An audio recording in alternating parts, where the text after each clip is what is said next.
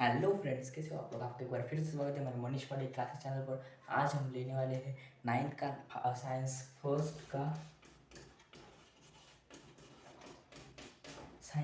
हम लेने वाले हैं रिफ्लेक्शन ऑफ लाइट चैप्टर। जो हमारा लेक्चर नंबर रहेगा वो हमारा रहेगा फर्स्ट लेक्चर है। हमारा कौन सा लेक्चर है? फर्स्ट लेक्चर है। आज हम नाइन्थ का सेकंड सेमेस्टर है, मतलब सेकंड पार्ट है उसका 11 चैप्टर से लेकर अगले जो भी चैप्टर रहेंगे वो हम कंप्लीट करने वाले हैं इन 2-3 महीनों में। तो फिर दोस्तों अब आज हम लेने वाले हैं रिफ्लेक्शन ऑफ लाइट। आज का हमारा लेक्चर ज़्यादा लंबा नहीं रहेगा। तो फ्रेंड्स लेट्स स्टार्ट। हमें पहले रिफ्लेक्शन ऑफ लाइट में दिया हुआ है कि reflection, what is reflection? 99% light has reflect on a mirror or reflecting surface, they reflect a light in other side in they through a rays in a other side। हमें पता है कि हमने 8th स्टैंडर्ड में पढ़ा हो कि ऐसा हमारा सरफेस रहता है। क्या रहता है? सरफेस रहता है। और इधर से ये नॉर्मल रे रहती है, नॉर्मल रहती है। और इंसिडेंस रे आती है और रिफ्लेक्टेड रेज आती है हमारी। ये रहता है हमारा इंसिडेंस एंगल और ये रहता है हमारा रिफ्लेक्टेड एंगल। इंसिडेंस रे आती है, रिफ्लेक्टेड रे आती है। हमने पिछले लास्ट ईयर में पढ़ा हुआ है। ये रहती है हमारी इंसिडेंस रे, रिफ्लेक्टेड रे, और ये रहती है हमारी नॉर्मल रे जो अंदर से उन दोनों को डिवाइड करती है। ये हमने पिछले साल पढ़ा था। अब हम देखने वाले हैं रिफ्लेक्शन ऑफ लाइट, या लाइट में कैसे होता है। और light, what is in light, हमें पहले पूछा हुआ, हमें पहले बुक के पहले ही पन्ने पर दिया हुआ है कि what is in light. Light is actually electromagnetic radiation which cause sensation of vision. Light क्या है? इलेक्ट्रोमैग्नेटिक विजन है। और लाइट हमें क्या बता हुआ है?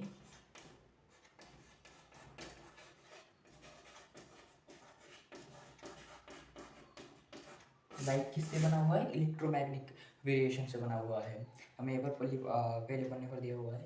और हमें दूसरा सवाल पूछा गया है, पहले जो दो पेज है हमारा उस पर दूसरा सवाल पूछा गया है कि रिफ्लेक्शन ऑफ लाइट मीन्स क्या। हमने आपको पहले ही बताया कि reflection of light 99% rays are reflect on a plane surface. और उसके रिफ्लेक्शन ऑफ लाइट के दो जो टाइप पढ़ते हो कौन से है? जो हमारा रिफ्लेक्शन है उसके दो टाइप पढ़ते हैं। कौन कौन से?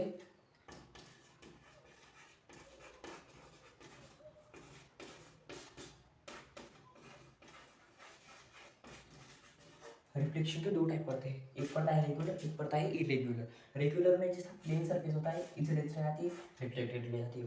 और इरेगुलर में इंसिडेंस रे आती है, इधर से चली जाती है या फिर इधर से चली जाती है, किधर से चली जाती है। उसकी डायरेक्शन मतलब तय नहीं होती है। उसकी डायरेक्शन क्या होती है? तय नहीं होती है, वो किधर भी चली जाती है। यहाँ पर हमें दिया हुआ है। अगर आपको पेपर में सवाल पूछा जाता है तो आप आसानी से लिख सकते हैं कि रिफ्लेक्शन ऑफ लाइट के टू टाइप्स है, रेगुलर एंड इरेगुलर। जो है टू टाइप्स है। किसके? रिफ्लेक्शन के टू टाइप्स है। आगे हम पढ़ने वाले हैं। हमें पहले ये देख लेना है कि लाइट किस पर रिएक्ट करती है। लाइट जो है हमारा, ये हमारा लाइट है। क्या है? तो हमारा क्या है? लाइट है। जो इसकी जो रेज जाती है वो किस पे गिरती है? सरफेस पर, मतलब सरफेस पर। और हम यहाँ पर सरफेस रहा तो सरफेस कुछ ही प्रमाण में जो लाइट है वो रिफ्लेक्ट करता है। लेकिन मिरर जो होता है 99% रेज को जो रिफ्लेक्ट करता है। तो मैं पहले सीख लेना कि मिरर मतलब क्या है। A surface which reflect a light and create clear image is called a mirror. जो मिरर होता है वो प्लेन सरफेस होता है। Mirror means a surface which reflect a light and create clear image. It is called a mirror. Mirror क्या होता है कि जो हमें पूरी अच्छी क्लियर इमेज जो दिखाता है वो मिरर होता है। जिसमें हम हमारा चेहरा देखते हैं।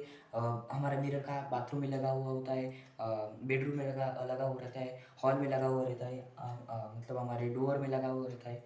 कहीं पर भी हम मिरर लगाते हैं क्योंकि हमारा फेस वहाँ पर हम क्लियरली इमेज हम ऑब्टेन कर देख सके, इसलिए मिरर ही यूज़फुल है। और मिरर ज़्यादा से ज़्यादा इंसिडेंस रे को रिफ्लेक्ट करता है। हमें आगे दिया हुआ है, यहाँ पर आप एक पीला चार्ट देख सकते हैं कि उसमें बताया हुआ है कि जो जस्टन वॉन लिस्टन लेबिक नाम के साइंटिस्ट थे, उन्होंने पहला प्लेन मिरर बनाया था। वो कैसा था? उसकी थी सिल्वर कोटिंग थी। जो हमारा मिरर रहता है ना, जो मिरर रहता है ना हमारा, उसके पीछे जो वो साधारण सा ग्लास रहता है, लेकिन उसके पीछे एक सिल्वर कोटिंग रहती है, उसी की वजह से वो इंसिडेंस रे को रिफ्लेक्ट कर पाता है, उसी की वजह से वो इंसिडेंस रे को रिफ्लेक्ट कर पाता है। आगे का पेज हमें दिया हुआ है, यहाँ पर हमें एक डायग्राम दी हुई है, आप देख सकते हैं इंसिडेंस रे ए नंबर की डायग्राम है, सेकंड पढ़ने पर पेज नंबर 116 पर, कि वहाँ पर हमें ऐसा मिरर दिया हुआ है और इसकी रिफ्लेक्टिंग दी रही है। और एक कौन सा मिरर है? प्लेन मिरर है। प्लेन मिरर क्या करता है? इंसिडेंस आएगी और रिफ्लेक्टेड रे भी उसी से चली जाएगी, इंसिडेंस रे आएगी, रिफ्लेक्टेड रे चलेगी। इससे हमें क्या दिखता है कि जो हमारे जो मिरर में इमेज ऑब्टेन होती है वो कैसे दिखती है? हमारी पूरी क्लियर दिखती है कि हमारी हाइट जितनी होगी उस इमेज में जो हमें इमेज दिखेगी उसकी हाइट भी उतनी ही होगी। इधर पे दूसरे पन्ने में दिया हुआ है और आगे हमें दिया हुआ है मिरर फॉर्मूला। हमें यहाँ पर मिरर फॉर्मूला दिया हुआ है कि मिरर फॉर्मूला क्या है। यहाँ पर हमें मिरर फॉर्मूला नहीं, एंगल, मतलब हम किस एंगल पर जब मिरर को रखेंगे तो कितनी इमेज हमें कितनी मिरर इमेज हमें मिलेगी। अगर हम 120 पर एंगल पर हम जो मिरर को रखेंगे, ऐसा मिरर रखेंगे तो हमें कितनी बड़ी इमेज ऑब्टेन होगी और कितनी इमेज ऑब्टेन होगी, ये में पूछा गया है।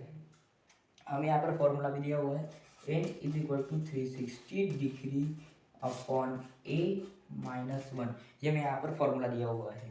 और हमें फर्स्ट जो आप नीला चार्ट देख सकते हो उसमें दिया हुआ है 120 हमें वैल्यू दी हुई है। और 120 में कैसे आएंगे हमें वो देखना है अभी।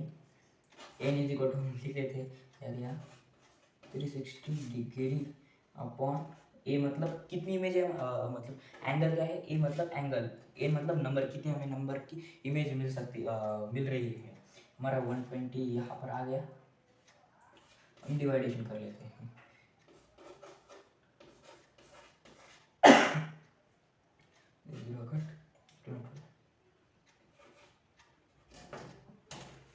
तो हमें यहाँ पर टू इमेज मतलब 123 सा 360, 123 सा 360 आता है हमारा। और -1 भी यहाँ पर, मैं आपको पहले बता दूं कि -1 भी ये हमारा आ गया, ये 3 यहाँ पर आ गया और -1 यहाँ पर आ गया। और -3 को -1 से माइनस करें तो n इज इक्वल टू 2। अगर हम 120 एंगल लेते, किसका? मिरर का 120 एंगल लेते तो हमारे कितने में इमेज मिलेगी? हमें 2 इमेज मिलेगी। यहाँ पर हमने एग्जाम्पल सॉल्व कर लिया है, यहाँ पर दिया हुआ था। अभी आपको जो 2-3 दिए हुए हैं, मतलब 90 का और यहाँ पर दिया हुआ है 60 का, ये हमें सॉल्व करके कमेंट में बताना है। ये आपको सॉल्व करके कमेंट में बताना है दोस्तों। अब हम अगला लेते हैं। अब हमें दिया हुआ है, हमने अब पिछली बार क्या देखा? स्फेरिकल मिरर देखा। अब हम लेना है सॉरी दोस्तों, हमने पिछली बार देखा प्लेन मिरर, अब देखेंगे स्फेरिकल मिरर। हमें देखना है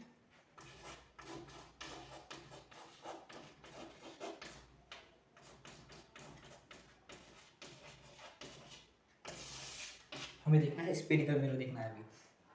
तो मैं आपको पहले बता दूं कि स्फेरिकल मिरर ऐसा गोल होता है, हमारा प्लेन मिरर ऐसा होता है और स्फेरिकल मिरर ऐसा होता है। स्फेरिकल मिरर में भी 2 टाइप पड़ती है, मैं आपको आगे बताऊंगा।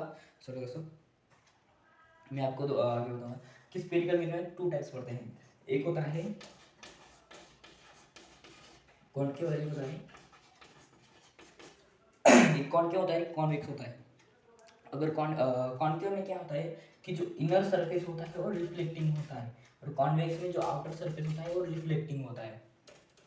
कॉनकेव और कॉन्वेक्स में डिफरेंट है। यहाँ पर हमें कॉन्वेक्स में बताया है।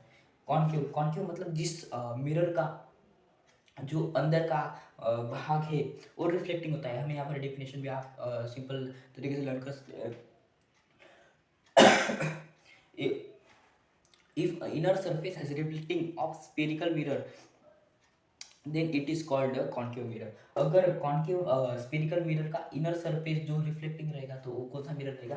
कॉन्केव मिरर रहेगा। और दूसरी तरफ वही है कि if an outer surface is reflecting then this mirror is called convex mirror। ये मिरर हमें दी हुई, ये कौन सी होगी? कॉन्केव होगी, क्योंकि इसका सॉरी कॉन्केव होगी क्योंकि इसका इनर सरफेस जो है रिफ्लेक्टिंग है। ये कौन सी होगी, ये होगी हमारी कॉन्वेक्स मिरर, क्योंकि इसका आउटर सरफेस रिफ्लेक्टिंग है। और कॉनकेव में आपको एक मजेदार बात बताऊँ कि केव कौन को हटा लेना है, जो हमारा कॉनकेव है कौन को हटा लेना है, और केव आपको समझने में अंडरस्टैंडिंग होगा कि कॉनकेव और कॉन्वेक्स को कैसे अलग अलग ध्यान में रखें। तो हम क्या कर लेना है, कॉनकेव, केव मतलब गुफा, जो जिसका जिसका एंगल ऐसा गुफा जैसा होगा, तो डेफिनेटली वो कौन सा होगा, कॉनकेव मिरर होगा दोस्तों। अगर ऐसा शेप होगा तो होगा कॉनकेव मिरर, क्योंकि उसका शेप कैसा है, गुफा जैसा है। Inner surface has reflecting, it is called concave. हमें यहाँ पर स्फेरिकल मिरर से रिलेटेड टर्म्स बताई गई हुई है, जिससे स्फेरिकल मिरर से रिलेटेड ये आ गया हमारा सेंटर ऑफ कर्वेचर दोस्तों। अभी हमारी प्रिंसिपल एक्सिस, क्या आ गया हमारी प्रिंसिपल, अगर जो हमारा सेंटर ऑफ कर्वेचर है उससे अगर हम स्ट्रेट लाइन खींच दें तो वो होगी हमारी प्रिंसिपल एक्सिस। ये गया हमारा radius of curvature, radius of curvature, और ये भी रेडियस ऑफ कर्वेचर। ये हमारा पी पॉइंट आ गया, मतलब पोल आ गया। और ये हमारा आ गया फोकस, हमारा फोकस पॉइंट आ गया, और ये सी सेंटर आ गया। ये सारी हमारी टर्म्स आ गई। हमें पहली टर्म दी हुई है, पोल दिया हुआ है हमें। जो हमारा मिरर होता है उसमें रिफ्लेक्टिंग सर्कल का अंदर का, मतलब इसका भी और इसका भी अंदर का मिड पॉइंट जो होगा ना, उसे कहते हैं पोल कहते हैं। रिफ्लेक्टिंग सर्कल का अंदर का पॉइंट उसे कहते हैं पोल कहते हैं। हमने अभी पोल देखा, आगे का दिया हुआ है हमें सेंटर ऑफ कर्वेचर। जो हमें सर्कल होगा उसका जो सेंटर होगा वो क्या होगा, सेंटर ऑफ कर्वेचर। ये जो होगा हमारा सेंटर ऑफ कर्वेचर होगा। और आगे दिया हुआ है हमें रेडियस ऑफ कर्वेचर। जो हमारी सर्कल होगा उससे जो लाइन यहाँ से लेकर यहाँ सर जो सेंटर ऑफ कर्वेचर से और स्पीयर तक, मतलब गोल तक जो रे जॉइंट होगी वो क्या रहेगी हमारी, रेडियस ऑफ कर्वेचर रहेगी। ये भी रेडियस ऑफ कर्वेचर है, ये भी रेडियस ऑफ कर्वेचर, बहुत सारी रेडियस ऑफ कर्वेचर रहती है दोस्तों। और अगला है हमारा प्रिंसिपल एक्सिस।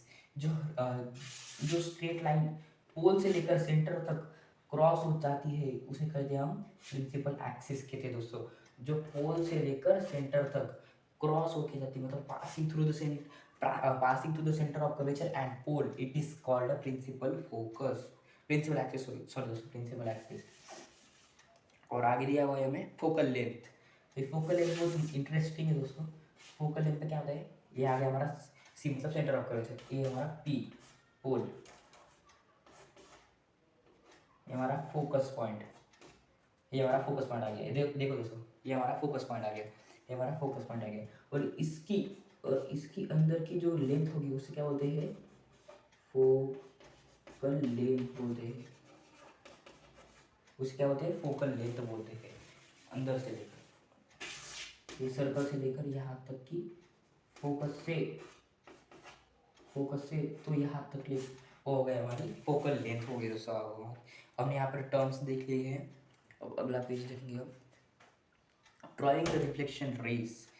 यहाँ पर हमें यहाँ पर सीखने जैसा बहुत इंटरेस्टिंग पार्ट आ गया दोस्तों अभी, कि हमें यहाँ पर आप देख सकते हैं कि ड्राइंग द रिफ्लेक्टेड रेस। आप पहले डायग्राम देख सकते हैं कि यहाँ पर हमें यहाँ पर ऐसा मिरर दिया हुआ है, इससे वो प्रिंसिपल एक्सिस जा रही है, और यहाँ से हमारे एंगल आता दिख रहा है।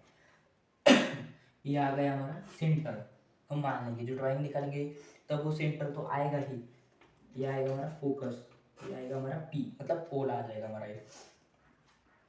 हमें यहाँ पर पूछा गया है कि अगर ऐसी रे इंसिडेंस रे आएगी तो रिफ्लेक्टिंग रेस कहाँ से जाएगी, रिफ्लेक्टिंग रेस कहाँ से जाएंगी, हमें यहाँ पर पूछा गया है। यहाँ से अगर इंसिडेंस रे आती है तो हमें क्या करना है, पहले यहाँ से लेकर सेंटर से एक लाइन खींच लेनी है, और इसका जितना डिस्टेंस होगा उतना ही डिस्टेंस लेके यहाँ से क्रॉस लाइन कर लेनी है। ये रहेगा हमारा एंगल ऑफ इंसिडेंस, ये रहेगा एंगल ऑफ रिफ्लेक्शन। इस तरह से आप रिफ्लेक्शन दिखा सकते हैं, किसमें, मिरर में। आपको पहले पेज पर दिया हुआ है दोस्तों। अभी यहाँ पर हमें 3 रूल देखने हैं, जो कि बहुत ही इंटरेस्टिंग रूल्स है। जो हम लेते हैं रूल नंबर 1 रूल, हमें यहाँ पर रूल नंबर देखना है।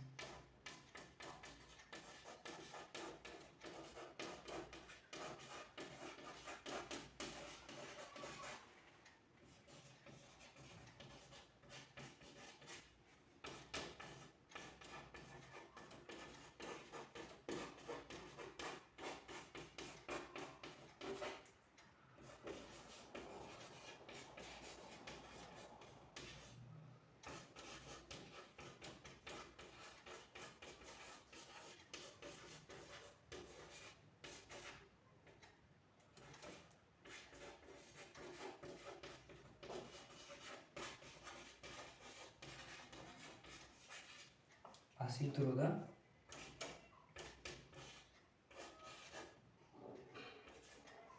sorry दोस्तों,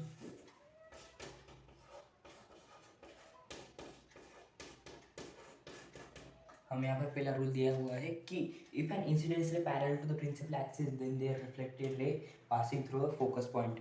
प्रिंसिपल फोकस दोस्तों, फोकस पॉइंट और प्रिंसिपल फोकस एक ही है। यहाँ पर हमें बताया हुआ है कि इफ एन इंसिडेंस रे, मैं आपको यहाँ पर डेफिनेशन दूंगी, आप यहाँ पर स्क्रीनशॉट निकाल भी सकते हैं। इफ एन इंसिडेंस रे मतलब ये हमारा मिरर आ गया, ये हमारी प्रिंसिपल एक्सिस आ गया दोस्तों। इफ एन इंसिडेंस रे, जो हमारी इंसिडेंस रहेगी वो प्रिंसिपल एक्सिस को पैरेलल रहेगी। पैरेलल मतलब दो इक्वल लाइन, उसे पैरेलल लाइंस बोलते हैं। अगर ये पैरेलल रहेगी किसको, प्रिंसिपल एक्सिस को पैरेलल रहेगी, तो ये हमारा है सेंटर और ये फोकस। तो उसकी जो रिफ्लेक्टिंग रे होगी वो किधर से आएगी, डायरेक्ट फोकस से जाएगी। ये मेरे रूल नंबर 1 में दिखाया गया है कि इंसिडेंस रे अगर प्रिंसिपल एक्सिस को पैरेलल रहेगी तो रिफ्लेक्टेड रे डायरेक्ट फोकस से जाएगी। हमें रूल नंबर दिया, मैं भी रूल नंबर 2 लिखता नहीं हूँ, लेकिन आप समझ जाना कि रूल नंबर 2 क्या है। मैं आपको अच्छी तरह से समझाने की कोशिश करता हूँ दोस्तों। यहाँ पर हमें रूल नंबर 2 में बताया कि if an incidence ray passing through the principal focus reflected ray parallel to the principal axis, हमें यहाँ पर बताया गया है कि ये सेंटर है, ये फोकस है। हमारी इंसिडेंस रे अब कहाँ से आ रही, प्रिंसिपल फोकस से क्रॉस होके आ गई, और उसकी रिफ्लेक्टेड रे कहाँ से आएगी, इधर से आएगी। ये हमारे आगे इंसिडेंस रे और ये आ गई रिफ्लेक्टेड रे। ये कौन से आ गई, रिफ्लेक्टेड, और ये आ गई इंसिडेंस। पिछले रूल में क्या था कि इंसिडेंस रे आ रही थी और रिफ्लेक्टेड रे जा रही थी, यहाँ पर इंसिडेंस रे आ रही है और रिफ्लेक्टेड रे जा रही है। ये हमारा आ गया रूल नंबर 2। मैं आशा करता हूँ दोस्तों कि आप अच्छी तरह से समझ गए होंगे। क्या हमारा रूल नंबर 3, रूल नंबर 3 बहुत ही सिंपल है। रूल नंबर 3 दोस्तों, रूल नंबर 3 में बताया गया है हमें कि ये जो सेंटर है, जब रिफ्लेक्टिंग इंसिडेंस रे आएगी वो सेंटर ऑफ कर्वेचर से आएगी, और सेंटर ऑफ कर्वेचर से आएगी और सीधा का सीधा सेम पाथ बैक चली जाएगी। वो इंसिडेंस रे आएगी तो सीधा का सीधा वैसे ही बैक चली जाएगी। आज हमने दोस्तों plane mirror, spherical mirror, concave, convex, drawing the reflecting rays और हमारे 3 रूल्स भी देख रहे दोस्तों। आज हमने हमारा लेक्चर नंबर 2 था। लेक्चर नंबर सेकंड भी हमारा जल्दी आ जाएगा दोस्तों। तब तक आप ये हमारे चैनल को लाइक सब्सक्राइब कीजिए और इस वीडियो को एंजॉय कीजिए दोस्तों। Thank you friends.